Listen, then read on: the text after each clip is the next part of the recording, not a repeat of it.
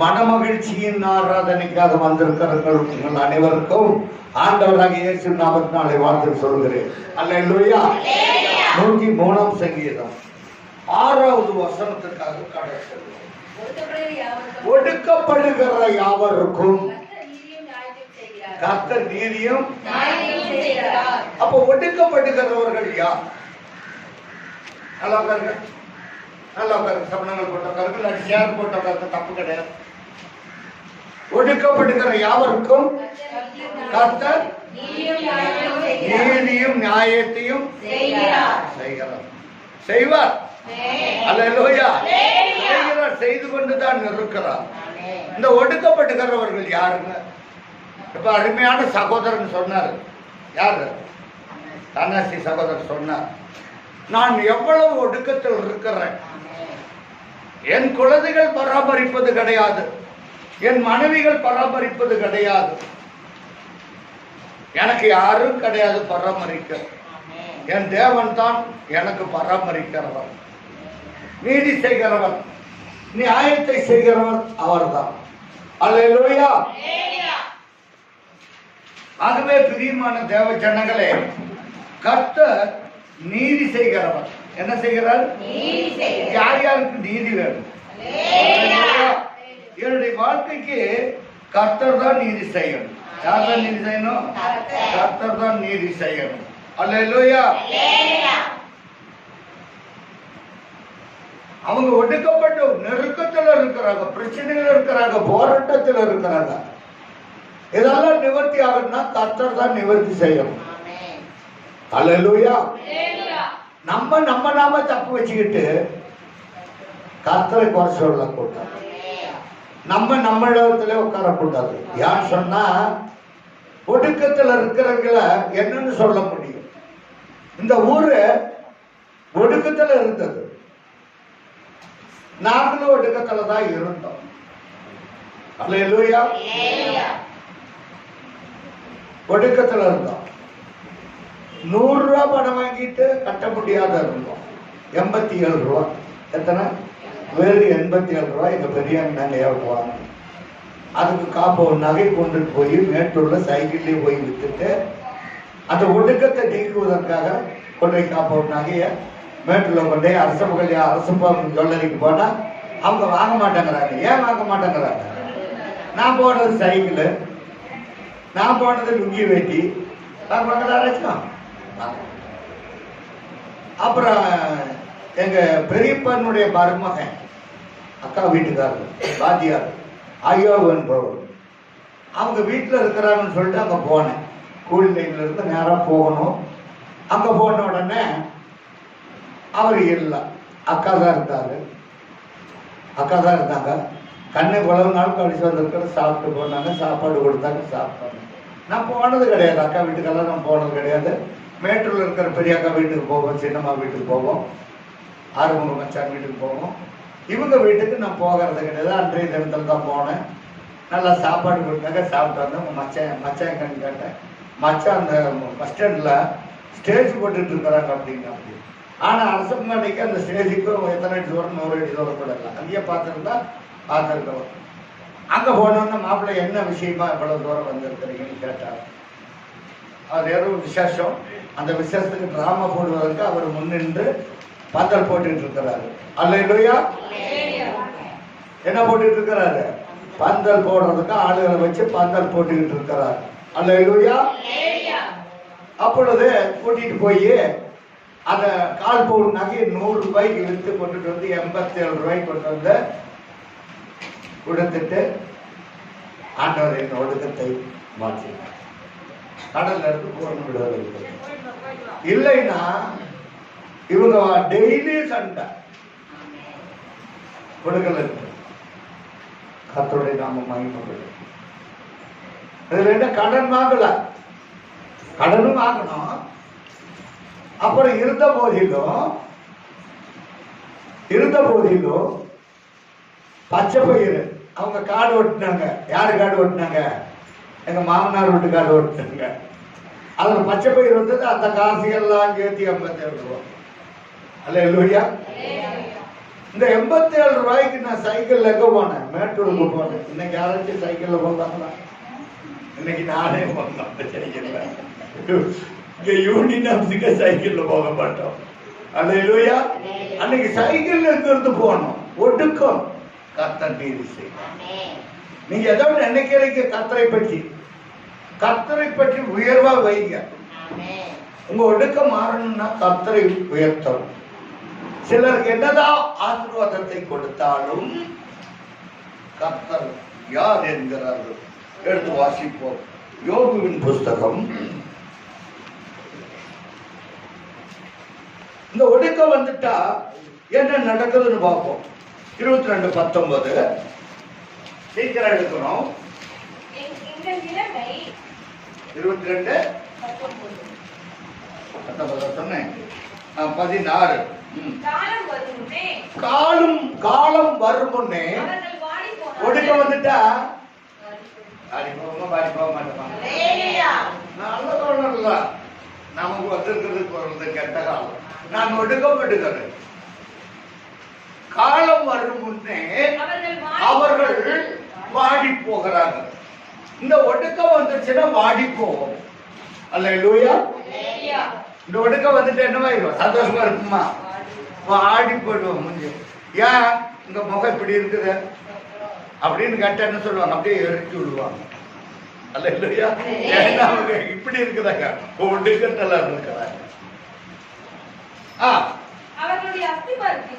அவர்களுடைய அஸ்திபாரத்தின் மேல் வெள்ளம் புரண்டு போகுது. நம்ம மேல வெள்ளம் புரண்டு போகிறது. ஒடுக்க வந்துருச்சு. அஸ்திபாரத்து மேலேயே வெள்ளம் போகுது. அஸ்திபாரத்து மேல வெள்ளம் போனாக்க வீடு என்ன வாங்கும்? அல்லேலூயா. அடுத்து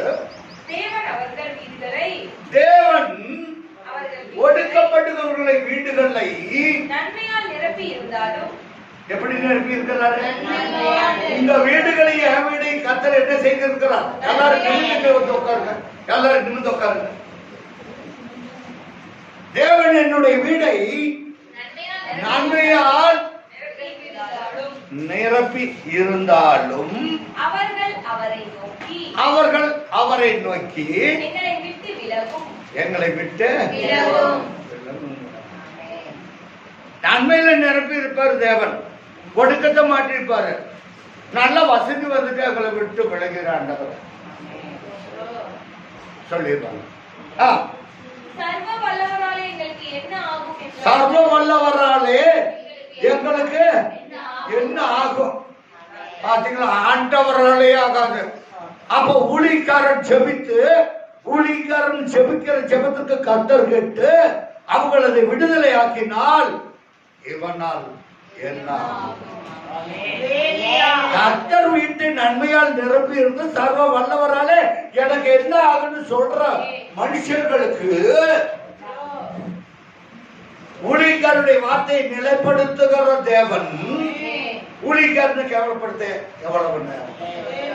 அல்லேலூயா. அல்லேலூயா. ஊழியக்காரனை கேவலப்படுத்த எவ்வளவு? சர்வ வல்லவராலே எங்களுக்கு என்ன ஆகும்? அவர் உங்களுக்கு நீதி செய்யலையா? ஒடுக்கப்படுகிறது நீதி செய்யலையா? உங்க ஒடுக்கத்தை மாற்றலையா? உங்களுடைய பசி பட்டினிலிருந்து மாற்றலையா? பஞ்சம் வரும்போது உங்களை விட்டுட்டாரா? எதனால் விட்டார்? உங்கள் வீடுகளை நன்மையால் நிரப்பி இருக்கிறாரே. உங்கள் வீடுகளை நன்மையால் நிரப்பி வைத்திருக்கிறார். நீங்க எதை நினைக்கிறீங்க? ஐயோ அது மனுஷனுக்கு தெரிஞ்சிருமா? தேவனுக்கு தெரியும்.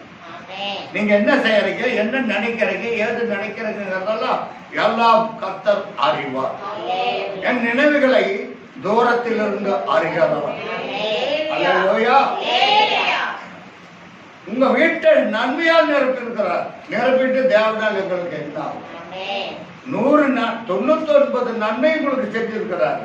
ஒரு நன்மைனால கொஞ்ச நேரத்துல தேவனை போட்டு தூசிட்டு 99 நன்மைகளை செஞ்சுட்டு ஒரு நன்மை செய்ய விடாமல் விட்டுட்டா நீங்க தேவனால எங்களுக்கு என்ன ஆகும்?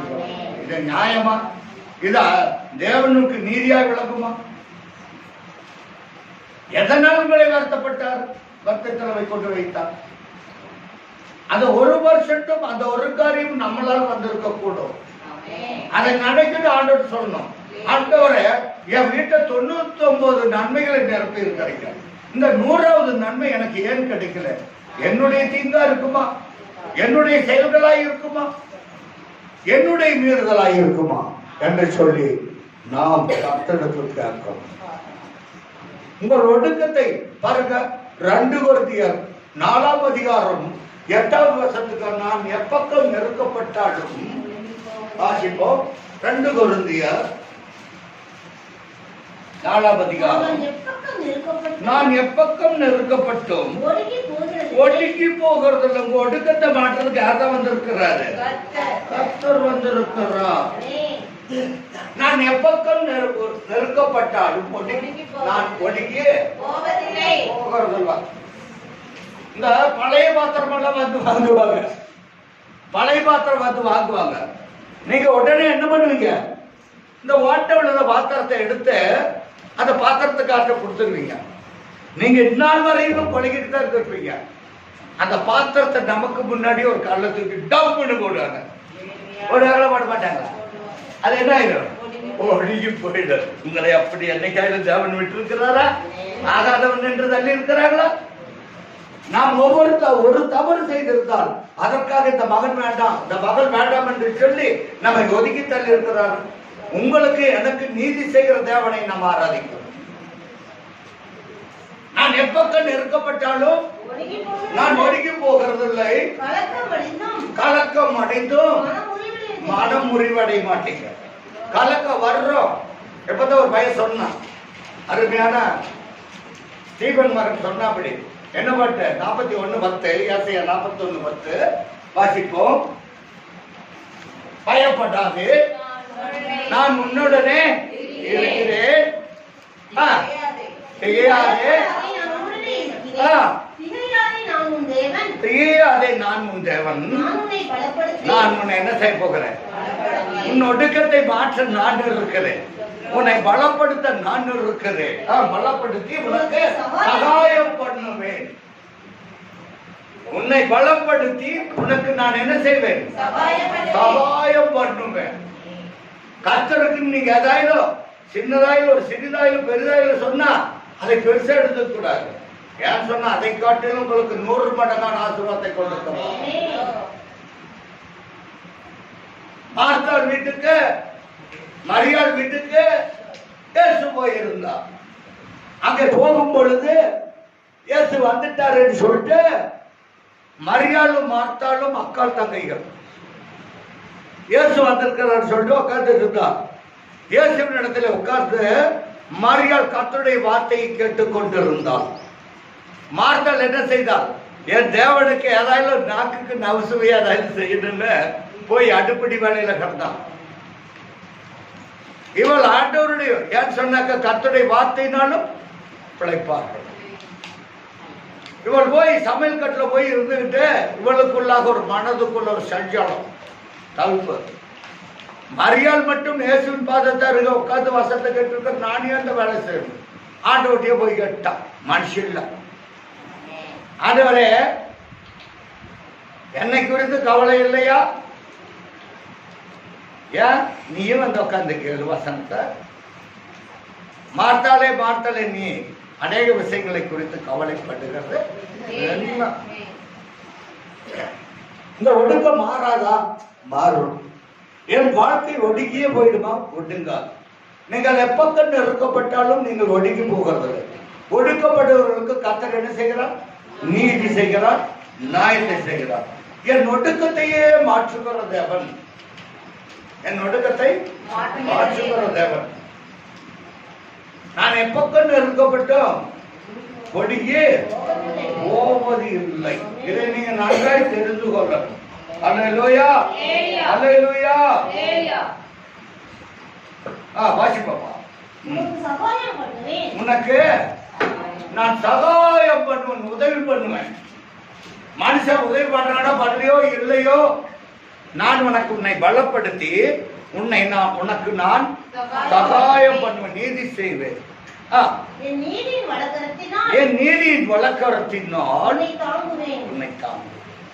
கர்த்தருடைய நீதியின் வழக்கரம் நம்மோடு இருக்கும். அதுதான் இன்னைக்கு வாசிக்க 103 4வது வசனம் 3வது வசனம். ஒடுக்கப்பட்டுகிற யாவருக்கும் கர்த்தர் நீதியும் நியாயத்தையும் செய்வார். இங்க ஏசாயாவுல 41:10 சொல்லப்பட்டிருக்கிறது, நீ பயப்படாதே, நான் உன்னுடன் கூட இருக்கிறேன். உங்களோடு வருகிறது கர்த்தருடைய வசனம். உங்களோடு கூட வருகிறவர் கர்த்தர். திகையாதே, நான் உன் தேவன். நான் முதலாவது உன்னை என்ன பண்ண போகிறேன்? பலப்படுத்த போகிறேன். உனக்கு பலவீனம் வந்துருச்சா? பயப்படாதே, நான் உனக்கு பலப்படுத்துகிறேன். உனக்கு உதவி செய்வேன், சகாயம் பண்ணுவேன். என் நீதியின் வலது கரத்தினாலே உங்களுக்கு நீதி செய்வார், தாங்குவார். இதோ உண்மையில் பாத்தீங்களா? அப்ப ஊழியக்காரன் மேல் எரிச்சலா இருக்கலாமா? இப்போ நான் சொல்றேன், கேட்டுக்கணும். இப்ப சகோதரன் ஒரு சாட்சி சொன்னார், ஊழியக்காரன் மேல எத்தனையோ பேர் பொறாம இருக்குதுன்னு சொல்லிட்டு. ஆமென், அல்லேலூயா. அப்போ ஊழியக்காரன் மேல் எரிச்சலா இருக்கிறவங்க இன்னைக்கு உண்டு. இல்லைன்னாக்க சகோதரன் மூலியமா சொல்ல மாட்டாங்க. நான் அவருக்கு சொல்லி கொடுத்து சொல்லல, அவருக்கே எல்லாம் தெரியுது. ஆனால் ஒருவருக்கு தீங்கு நினைக்கிறான்னு சொன்னா இன்னொருத்தர் மூலியமாக அது வெளிப்படும். கர்த்தர் அப்படியாகத்தான் செய்வார். உண்மையில் எரிச்சலா இருக்கிறவர்கள் யாவரும் வெட்கி லட்சிய அடைவார்கள். ஊழியக்காரர் மேல எரிச்சலா இருந்தா அவங்கதான் வெட்கப்பட்டு லட்சை அடைவார்கள். அல்லேலூயா. அவர்கள் தான் என்ன செய்வாங்க? லட்சை அடைவார்கள். அல்லேலூயா, அல்லேலூயா. ஆகவே பிரியமான தேவ ஜனங்களே, கர்த்தர் நம்மை வெட்கப்பட்டு போக விட மாட்டார். கர்த்தாவே உம்மை நம்பினவர் வெட்கம் அடைவதில்லை.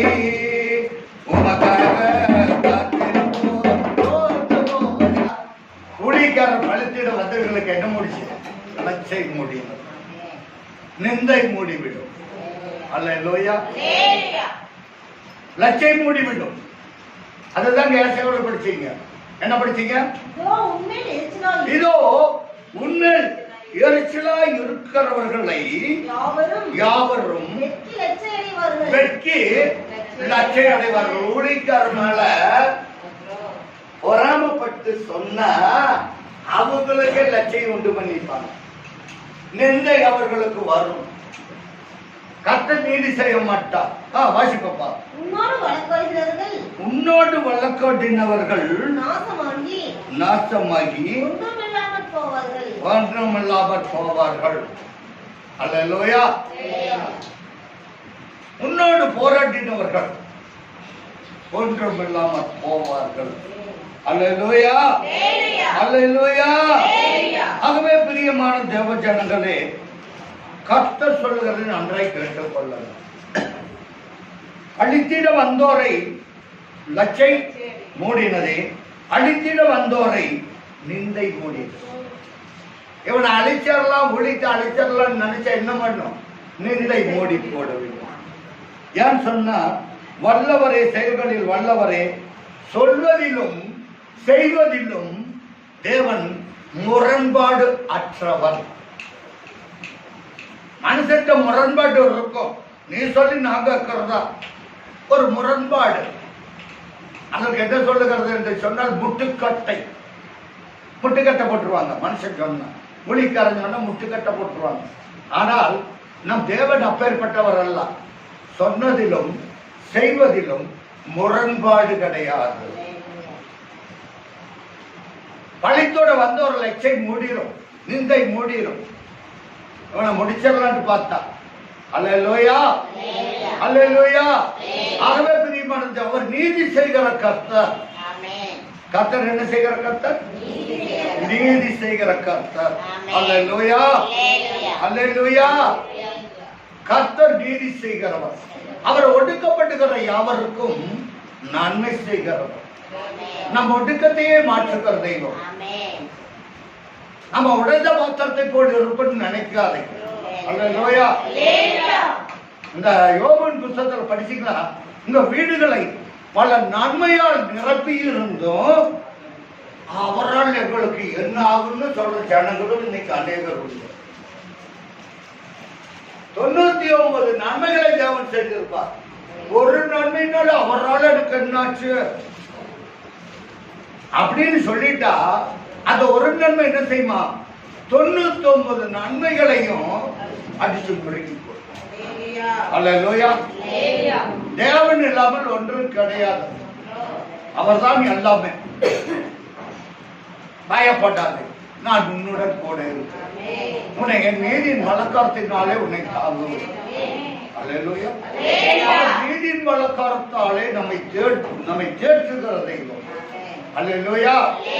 எல்லா ஒடுக்கம் என்று சொன்னால் உங்களுக்கு சொல்லுகிறேன், எடுத்து வாசிப்போம்.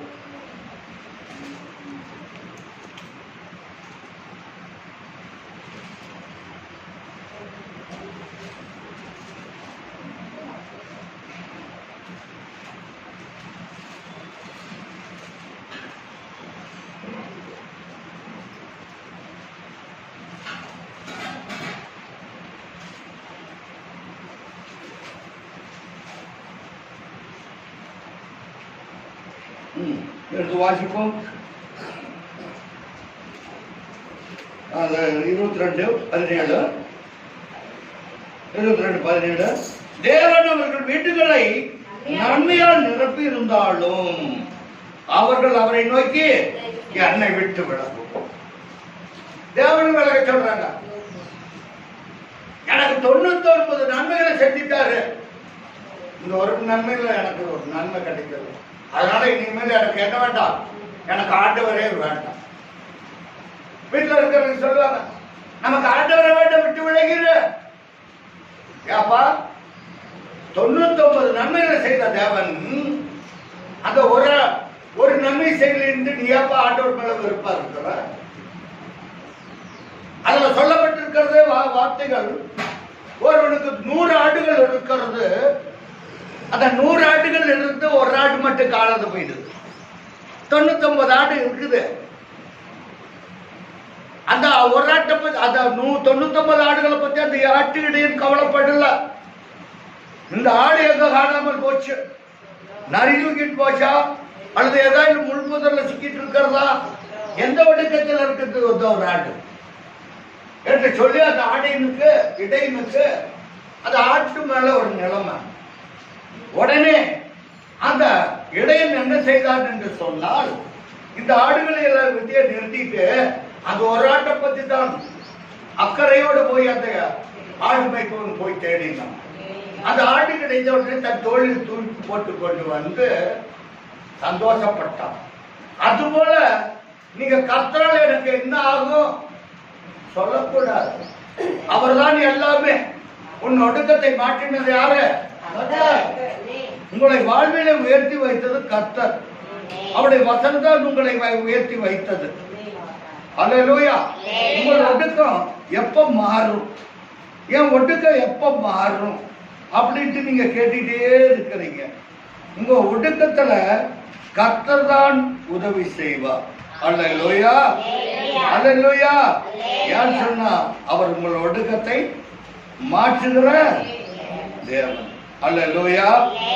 உங்கள் ஒடுக்கத்தையும் எங்கள் ஒடுக்கத்தை மாற்றுகிற தேவனாலே எல்லாம் ஆகும். அல்லேலூயா. அல்லேலூயா. ஆகவே நீங்கள் பயப்படக்கூடாது. நான் எப்பக்க நெருக்கப்பட்டாலும் நான் என்ன செய்கிறதில்ல, ஒன்றைக்கு போகிறதில்ல. அல்லேலூயா. அவர் தாய் மறப்பாங்க, தந்தை மறப்பாங்க, ஆனால் அவர் மறவாத தேவன். தாய் மறந்தாலும் நீர் மறப்பதில்லையே. உங்களை மறவாதவர். உங்களை எப்பொழுதும் மறக்க மாட்டார். உங்களை என்ன பண்ண மாட்டாரு? சொல்லுங்க, சத்தமா சொல்லுங்க. யாரு மறந்தாலும் தேவன் என்னை மறக்க மாட்டார். அப்படி சொல்லணும், அடிச்சு சொல்லணும். ஏதோ நீங்க உள்ளுக்குள்ளேயே என்னமோ இப்படி சொல்றீங்க, அந்த வசனம் சொல்லுங்க. என்னை மறந்துட்டாருன்னு நினைக்கிறேன். ஏன்னாக்கா இந்த ஒண்ணுக்கு ஒரு காரியம் நடக்கலைங்க. ஐயா, இந்த 99 காரியத்தை விட இந்த ஒரு ஆட்டு மேல தேவனுக்கு அக்கறை. அல்லேலூயா. அந்த ஒரு பிரச்சனைக்காக நீங்க சோர்ந்து போக கூடாது. அந்த ஒரு பிரச்சனைக்காக என்ன பண்ண கூடாது? நான் சோர்ந்து போக மாட்டேன். அல்லேலூயா. எல்லா வகையிலும் உங்க பலவீனத்துல அவருடைய பலன் பூரணமாய் விளங்கும். எல்லா வகையிலும் நெருக்கப்பட்டும் நான் என்ன சொல்ல போகிறதில்ல, ஒடுங்கி போக கலக்கினாலும் மனம் முடியாது. ஏன்னாக்கா என் மனதை தேவன் அறிகிறதான இந்த மனம் கலக்கி போயிட்டு நான் வேதனையோடு ஏன் திரியணும்? நான் ஏன் துக்கப்பட்டு திரியணும்? நான் ஏன் கதறணும்? இந்த மனதை ஸ்திரப்படுத்துகிற தேவன் இருக்கிறார். இந்த மனம் திடப்படணும். இந்த ஒரு காரியத்தை கண்டு நான் பயப்பட மாட்டேன். பாருங்க, 99 காரியத்தை செய்த தேவனுக்கு அந்த ஒரு காரியம் செய்ய முடியாது. செய்ய முடியும். அதுக்குள்ளாக நீங்க என்ன பண்றீங்க? உங்க இருதயத்தை பற்றி போல பறந்து வளைக்கு பறந்து போ. இந்த இருதயம் இருக்குது பாருங்க, எல்லாவற்றையும் பார்க்கிலும் இறுதியுமே திருக்கும் கேடுபாடு உள்ள. எரேமியா 17ஆம் அதிகாரத்துல இருக்கிறது. எடுத்து வாசிப்போம். எரேமியா 17 சீக்கிரமா எடுத்து வாசிக்கணும். எல்லாவற்றை பார்க்கிலும் இருதயமே திருக்குள்ளதும் மகா கேடுள்ளது. என்ன கேடு? மகா கேடுள்ளது. இந்த இருதயம் கண்டமே ஆண்டவர் செஞ்சுட்டாரு. இந்த ஒரு காரியத்தை மட்டும் சரியில்லை, அதனால ஆண்டவரால் எனக்கு என்ன ஆகும்? இதை செய்ய முடியுமா? முடியும். தேவனால் ஆகாதது ஒன்றுமில்லை, தேவனால் கூடாதது ஒன்றுமில்லை. நீங்க அதுக்குள்ள இறுதியத்தை என்ன பண்றீங்க? மலைக்கு கூட்டுறீங்க. இருதயம் சங்கீதம் 11 இருக்குன்னு நினைக்கிறேன். வாசிப்போம். சங்கீதம் 11 எடுத்துக்கொள்ளுங்க.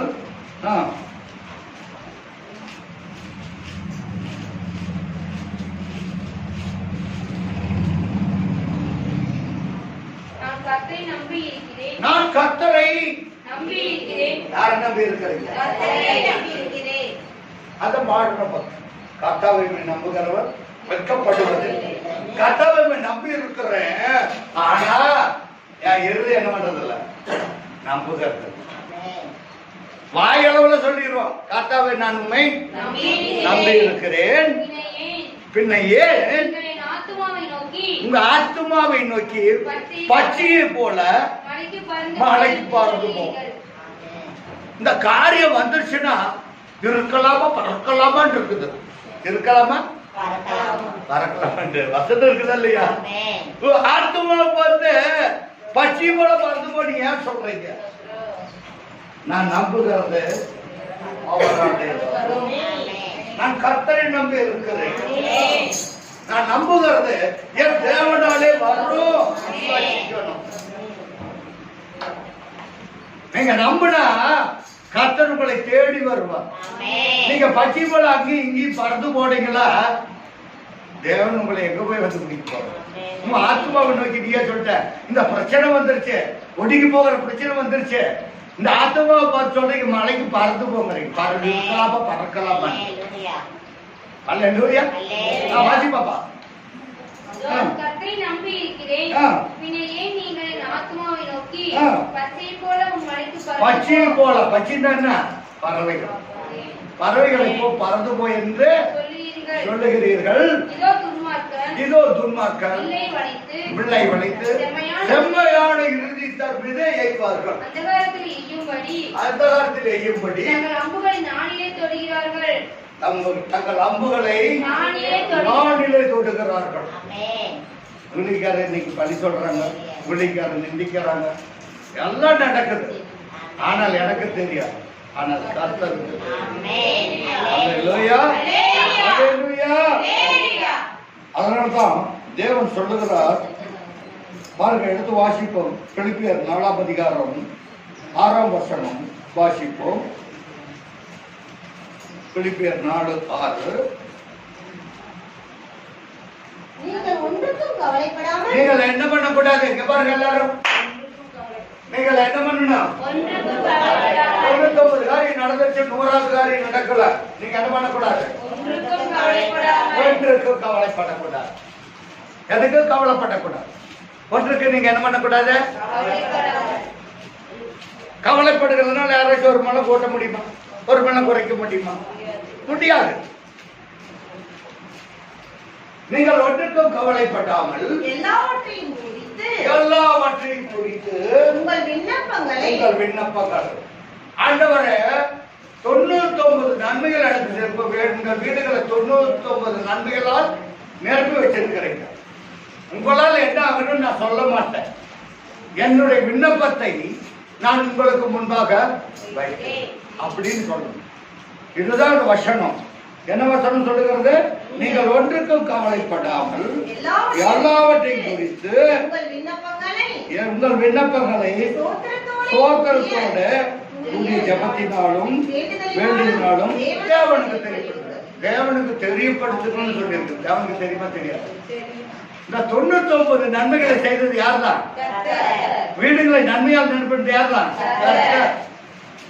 அதனால என்ன சொல்றதுன்னா, உங்களுக்கு ஒரு காரியம் நடக்கலையா, ஒரு காரியம் நடக்கலையா, அதுக்காக நீங்க உங்க இருதயத்தை அங்கே இங்கு பார்க்க எல்லாவற்றையும் சோத்திரத்தோட உங்க செய்த நன்மைகளுக்கும் 99 நன்மைகளை செஞ்சார்கள்ல, இங்க பார்க்கணும் எல்லாரும்.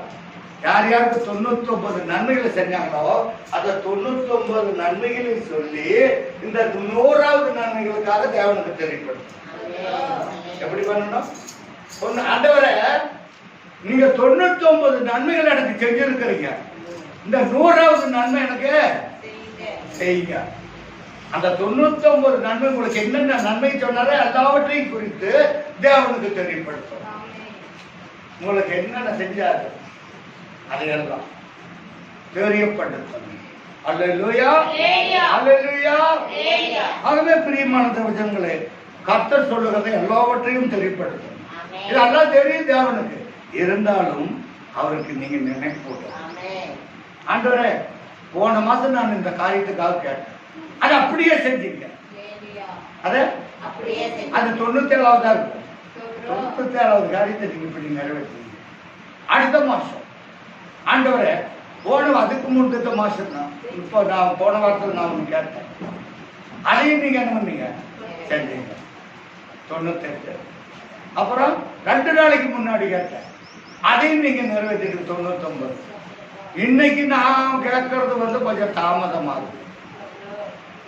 கர்த்தர் தாமதித்தாலும் அதை செய்வார். அதுக்குள்ள இதயம் அங்கும் இங்கும் என்ன பண்ணக்கூடாது? பறக்க கூடாது.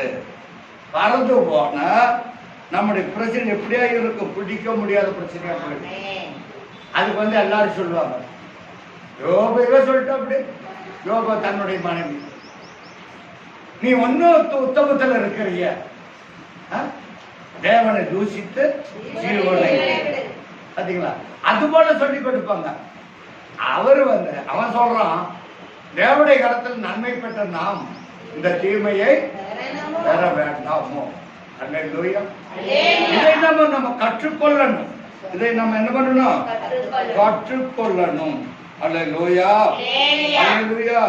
உங்களுக்கு நன்மை செய்கிற தேவன் எல்லா விதத்திலும் உங்களுக்கு நன்மை செய்வார்.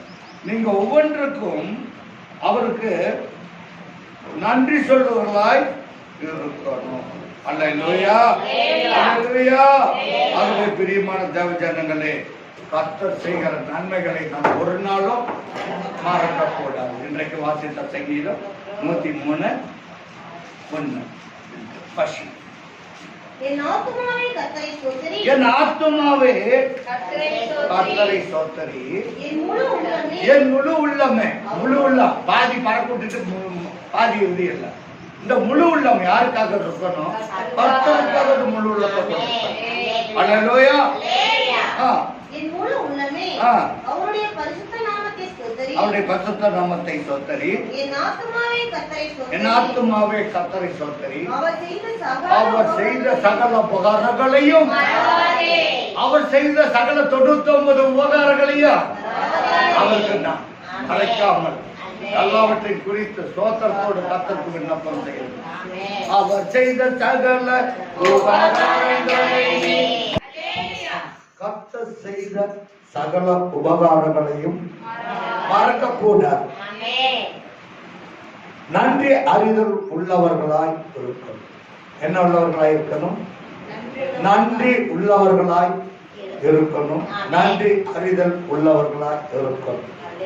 என் தேவன் எனக்கு சகாயம், எல்லாம் உதவி செய்தார், என் வாழ்க்கையை மாற்றினார், எனக்கு அற்புதம் செய்தார் என்று சொல்லி 99 உங்களுக்கு 100வது காரியம் நிறைவேறலையா? நான் சொல்றது கவனமா இருக்க. அந்த 99 காரியம் உங்களுக்கு ஆண்டவர் நன்மை செய்திருப்பார். இந்த 100வது காரியம் என்னவா இருக்குன்னா, நம்முடைய மீறுதலாய் இருக்கும், நம்முடைய அக்கிரமங்களாய் இருக்கும். ஆண்டவரே, இந்த 99 காரியத்தை செய்த தேவனுக்கு இது ஒரு காரியம், எப்பேற்பட்ட காரியம், லேசான காரியம். நீங்க என்னென்ன காரியம் செய்தாரோ, உங்களுக்கு நகை நட்டை கொடுத்திருக்கலாம், வீடு கொடுத்திருக்கலாம், உடுக்க உடை கொடுத்திருக்கலாம், ஆதார குறை இல்லாமல் இருந்திருக்கலாம். இதையெல்லாம் சொல்லி சொல்லி தேவனுக்கு தெரிவிப்பது. அப்பதான் உங்களுடைய ஒடுக்கத்தை மாற்றும். அல்லேலூயா. எல்லா வகையிலும் நெருக்கப்பட்டும் நான் ஒதுங்கி போகட்டும். ஏன் சொன்னாங்க, என் தேவனால் ஆகும். 99 காரியத்தை செய்த தேவனுக்கு இந்த ஒரு காரியத்தை செய்வது அவருக்கு அல்லேலூயா. அதனாலே நான் கர்த்தருக்கு மகிமைப்படுத்துவேன் என்று சொல்லி தேவனுக்கு எல்லாவற்றையும் குறித்து ஜெபத்தோடு விண்ணப்பங்களை தேவனுக்கு தெரியப்படுத்தும். தேவனுக்கு தெரியாதா எனக்கு இந்த பிரச்சனை வந்திருக்கு? தெரியும், அவரால் தானே வந்தது. ஏன்னு சொன்னா, நம்ம ஒடுக்கத்தை மாற்றுறதுக்கு, நீதி செய்யறதுக்கு, நம்முடைய நீதி விளங்க வேணும்னு சொல்லி அவர் இந்த ஒடுக்கத்தை கொடுத்தார். அதனால நம்மை சரிப்படுத்திக் கொள்ள கர்த்தரை விட்டு தேவனால எனக்கு என்ன ஆகும்னு சொல்லக்கூடாது. உன் வீட்டை நன்மையால் நிரப்பி இருக்கிறாரு. இன்னும் என்ன வேணும் உனக்கு? வேற ஏதாவது வேணுமா? ஒன்று வேணும். நாம் யாவரும் மூலங்கள்